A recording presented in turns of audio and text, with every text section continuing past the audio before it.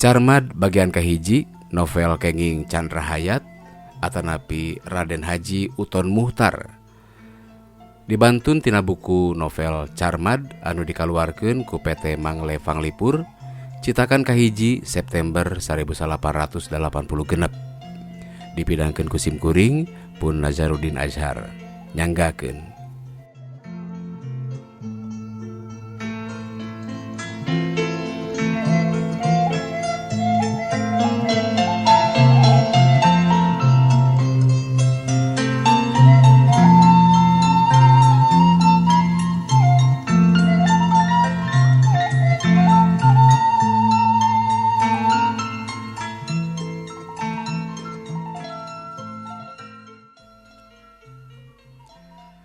Upama di hiji-hiji mah babagian beungeutna jeung pakulitanana Nyi Sutirah teh teu kabeh alus.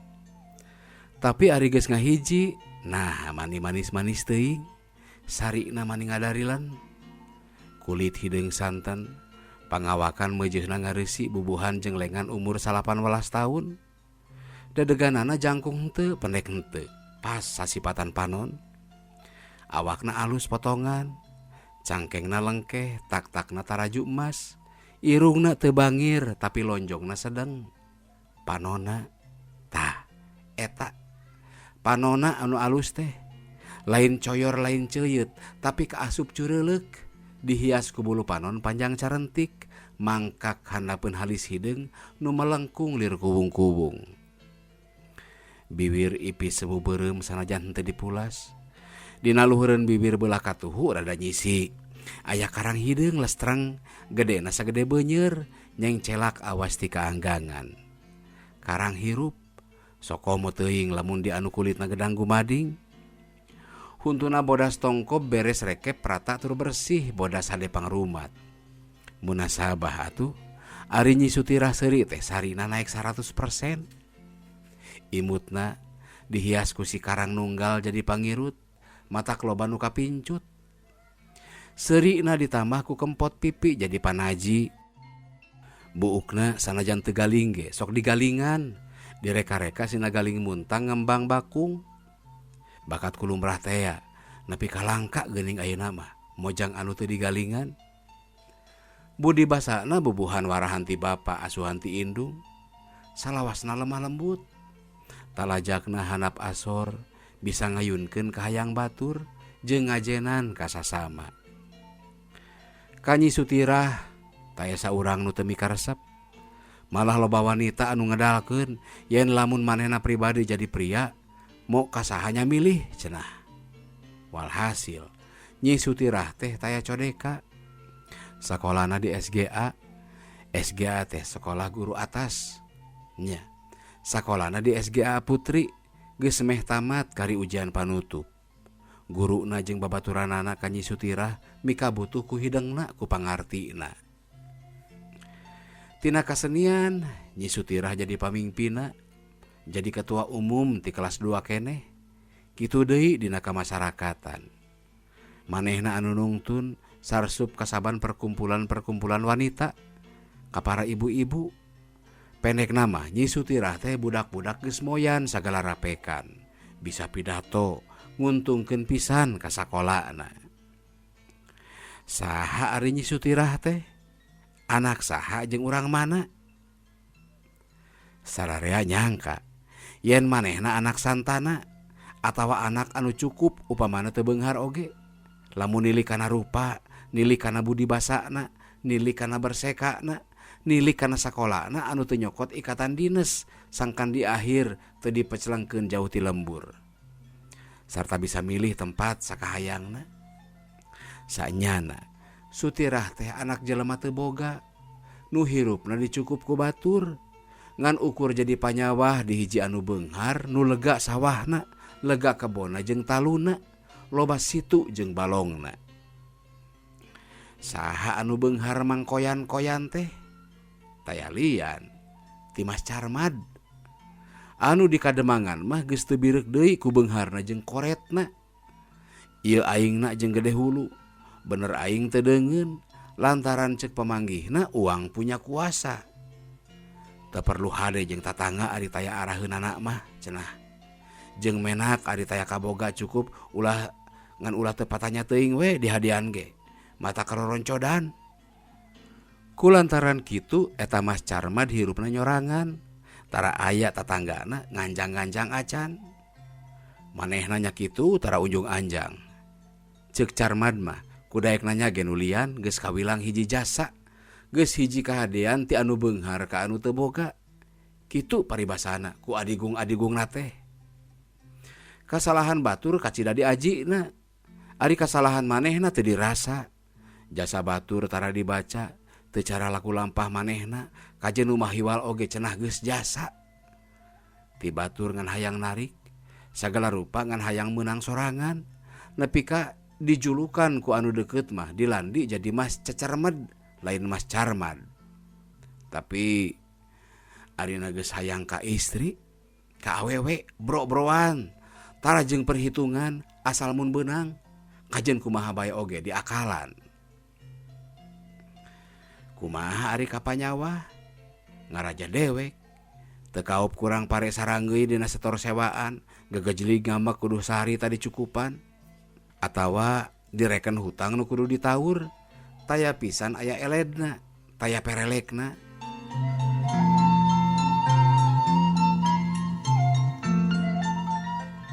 Darma kitu ngaranna Bapak Sutirah teh.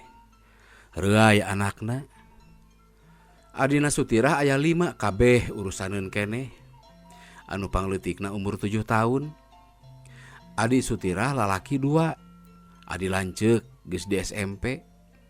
Anu 2 deui awewe jeung hiji lalaki si bungsu di SD. Darma katut pamajikanana nyakolakeun anak salian ti maksakeun maneh tina bakat ku hayang anakna pinter. Dihantem ongko ku Mas Carmad anu kalawan sambuni mika hayang ka Nyi Sutirah ti barang di SD keneh. Sanajan harita Sutirah can bijil bulu mayang geus katangen ku eta badot teh yen pi aluseun.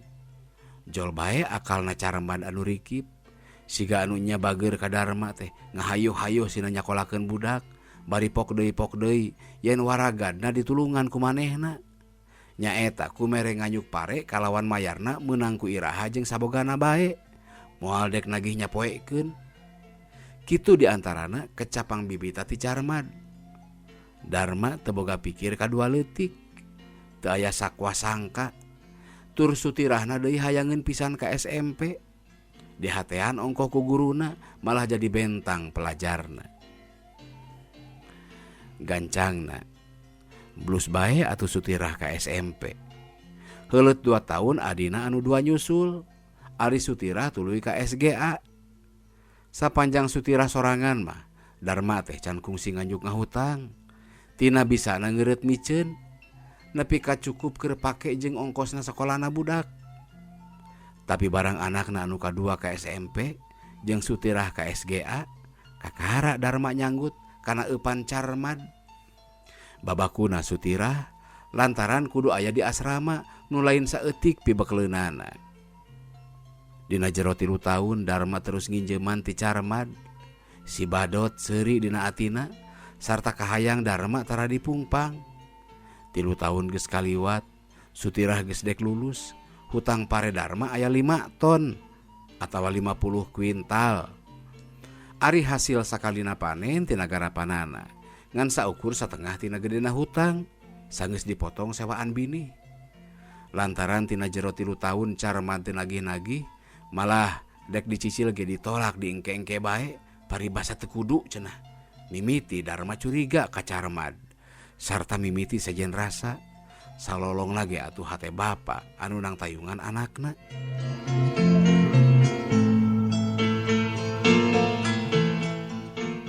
Ngeng deui Darma ngadenge beja ti panyawah-panyawah sejen.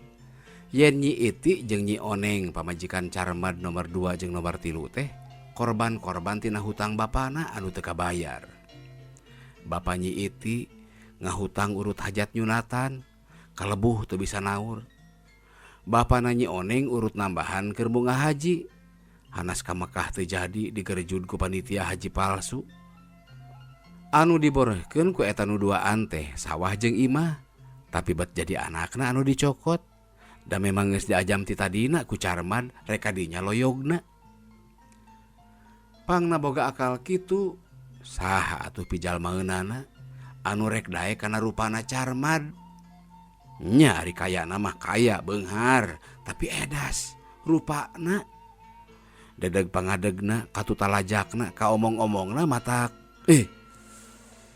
ari rurupaanana teu beda mun dina wayang mah bangsana Arya Dursasana badagna bosongotna irungna rebeh sungutna cewau bibir luhur kandel lenang teu kumisan huntuna baradag carang ngohgor ari seuri kaluar kabeh ari balem siga anu jantowor bibir handap jebleh kandel jeung belang corob panona bolotot cek paribasa mah sagede sepi kalieun babodasna semu koneng hihideungna semu beureum ari ngomongna galab loba dirajek bari sawer mun dina hujan mah seurina ngaberele sada embe beungeut garok nu raranggeuyan tea tarotol hideung pasalang jeung corob geus eueuh pilihan panon nanyok kalebah dinya mah da eta wae budak mah loba nu sawan ku Carmad teh teu beda jeung bungaok cenah ceuk anu ngewaeun mah.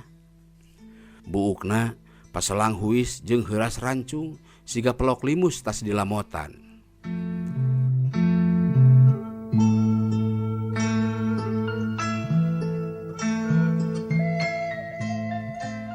Dihin pinasti anyar pinanggih geus kitu tulisna. Nu karandapan ku Ki Darma teu bisa disinglar deui. Lantaranana dumadakan ari Sutirah lulus ti SGA, ari Jol teh hama beurit ngagalaksak sawah. Sawah pibuateun garapan Darma, anu kamarina weuteuh teh teu sakara-kara. Nah, ari isukna isuk-isuk, ledis pisan teu nyesa saranggi-ranggi acan. Darma ngahruk pikirna, ari ras urut ongkos ngagarap atawa nyambut meunang nganjuk. Mana keur dahareun, mana keur ngabibitan deui, mana keur sewaan, mana keur mayar hutang nu ngagugudug. Keur ulang mikiran kasusah, Jol Sutirah datang ti sakola mawa ijazah SGA. Kalawan bungah Sutirah bebeja yen baris terus digawe di kota jadi guru di SR nomor 1 digaji Rp300.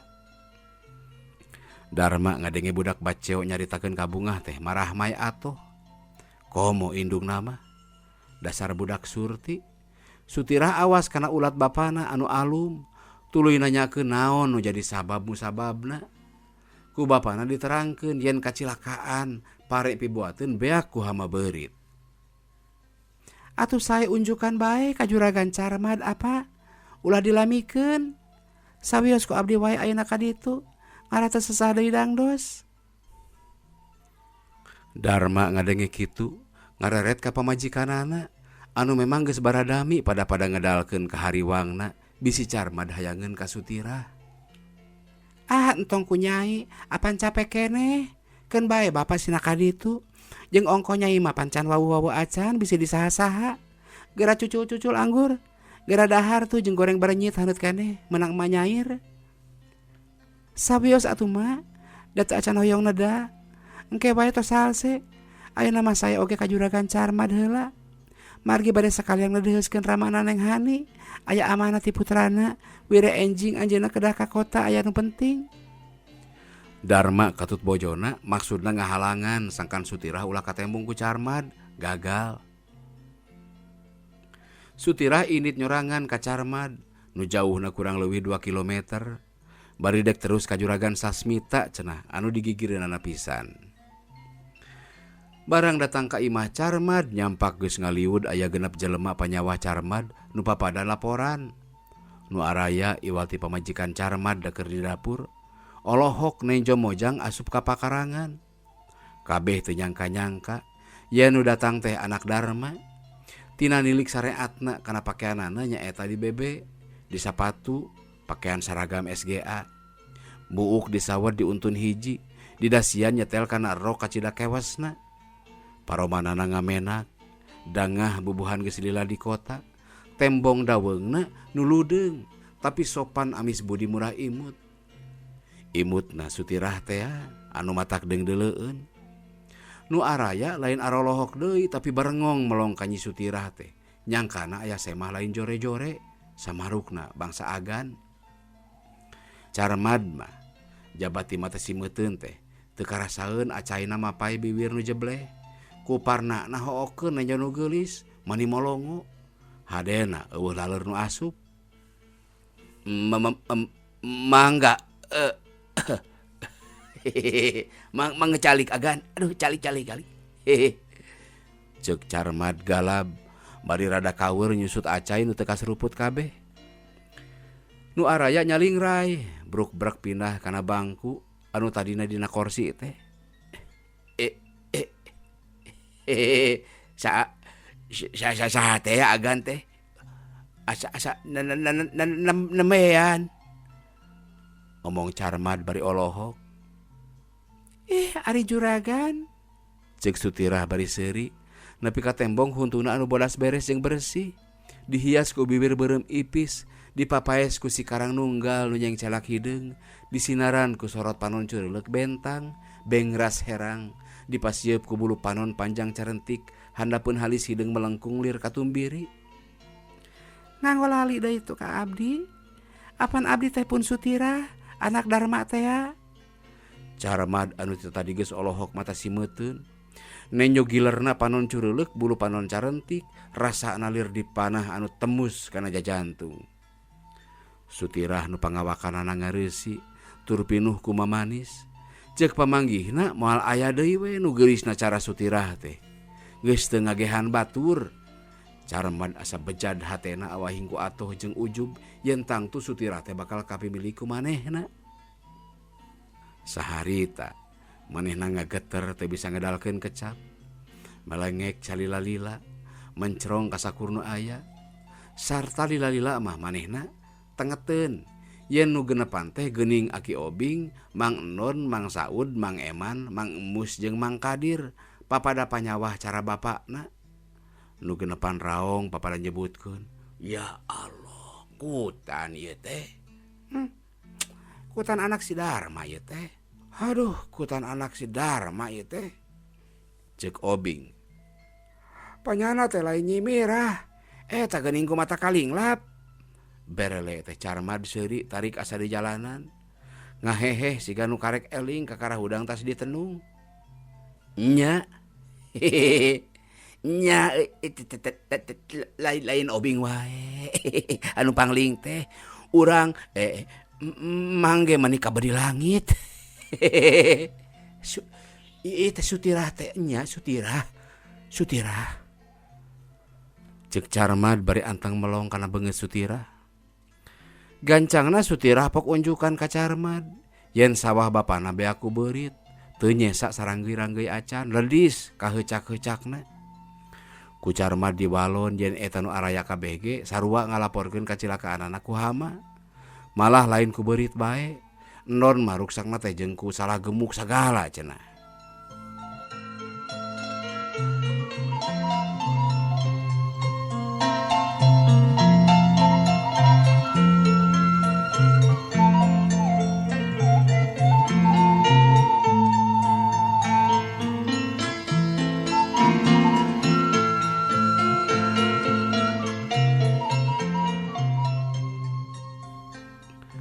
Pondokna carita lantaran Carmad aya jalan keur mikat Nyi Sutirah nu dicileuk ti keur budak keneh. Ayeuna geus rumaja, turupana tetela lain jore-jore. Kaluar akalna jeung aksina yang katangen bager. Katangen balabah, pi kalucueun, nyaah ka para panyawahna, mineman kanu kacilakaan, nyieun pi andel yen luhur budina. Carmad gancang lir kilat manggih siasat. Tuluy ngomong ka Nyi Sutirah, katut kanu araya anu kieu maksudna.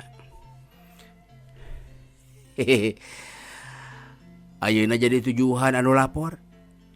Memangna lain urang bae lu ruksak teh. Dalah dibatur ge nya kitu papada cilaka. Kulantaran kitu ayeuna teu rek pilih kasih, teu rek ngaberatkeun nu keur prihatin. Malah rek mereka entengan ku jalan nyuparkeun sewaan. Tahun ieu mah teu kudu mayar sewaan. Jeung bisi butuh ku bibiniheun mah top tuh nyarokot ti ayeuna keneh ti leuit sakintal sewang. Keun Eta getong dibayar. Hajat we ka anu pada kecelakaan ku hama. Tah kuncina nyai, Nyai Sutirah. Jigu nyai buka ayeuna leutna. Sina dikaluarkeun heula parekna. Engke ngan kari ngarakutan. Keur nyai mah 2 atawa 3 kintal. Hitung-hitung emang milu ngahormat kanu karek datang. Nu genepan ting tarawel. Kuasa beda-beda teuing ari tadi memeh Sutirah datang. Boro-boro mere pibiniheun jeung nyuparkeun sewaan tea. Najan kacilakaan ge tetep we sewaan kudu dibayar. Sarta baris dihijikeun jeung panen hareup mayar sewaanana dobal. Mang Obing anu pangcalakanana geuwat ka Sutirah ngayoh-ayoh muka leuit bari pok ngomong. Enggal nyai, meungpeung siang. Da moal aya nu bager cara dunungan urang atuh. Mana kaimpungan oge kudu leutik. Kieu tah istimewana teh. Mana istimewa ge beungharna. Gedongna ngejengleng di saban tempat pangalusna, eusina atuh hurung mancur. Hehehe. Tah, nya Bing. Pek uruskeun ayeuna ku Obing. Kaluarkeun pare 11 kintal. Anu 4 kintal anterkeun heula ku genepan ayeuna ka Mang Darma. Anu 5 kintal sakintal ewang keur naon saud. Eman, Mus, Kadir. Anu 2 deui keur Obing buruhan ngurusanana. Hehehe. Ngomongna kitu bari gular-gilar gumasep. Ret deui ka Sutirah anu ditungtungan. Tah, keur nyai mah 4 kintal. Bejakeun ka bapaknya. Pek atuh, geura buka ku nyai tuh leuitna. Mangga, walon Sutirah. Abdi mah mung bade mukana bae. Margi bade tatarasan. Ish, nah rurusuhan teuing nyai teh. Emang sono kene. Tapi jig we ketang nyaah bisi merang. Deuh atuh eta kuncina ka emangkeun. Bejakeun ka bapa. Emang isuk dek ka ditu gitu. Arek ngirim anu model jeung nu mahal keur nyai. Mangga. Cek Sutirah rada teu ngarti kana maksudna. Sanggeus muka leuit sok kuncina dibikeun ka Carmat. Dina sokna, dina patarema leungeun. Sutirah ngarenyag bari nyebut ih. Lantaran ramo Carmat anu bedegul gede, koromod corob, waktu nampanan kunci teh ngaranggem kana ramo Sutirah. Nyebut ih so teh otomatis tina kaget bae. Reuwas tur teu nyangka yen petana Carmat gitu teh dihaja. Pikeun miceun ka era kapaksa manehna imut. Carmat ngabelehem dangdak dengdek asa di jalanan. Sutirah init kalawan pamit heula ka sararea dituturkeun ku pelongna Carmat anu can sebeuheun naksir. Datang ka imah Sutirah geus nyampak pare ngahunyud anu 4 kintal tadi ti Carmat. Indung bapana geus teu kudu dibejaan deui. Da anu marawa tadi geus galecok bari ting cikikik saluserian nyaritakeun Carmat. Malah ceuk Obing mah make ditungtungan kieu. Ngan kahade wae Darma. Kulalay badot cau teh euy. Mang nyaahkeun we mang mah.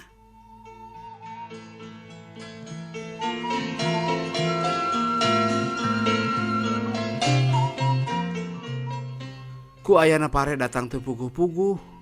Sasatna datang sorangan ka imahna. Ditungtungan ku kecapna Obing anu ngandung harti mere isarah. Geus kaharti ku atis anu bari Darma jeung pamajikanana. Tetela teu mencog deui. Anu dipekahariwangna teh bukti. Nah atuh Sutirah teh betlos-los ka imah Carmat sakitu dihalangan. Darma ngahuleng.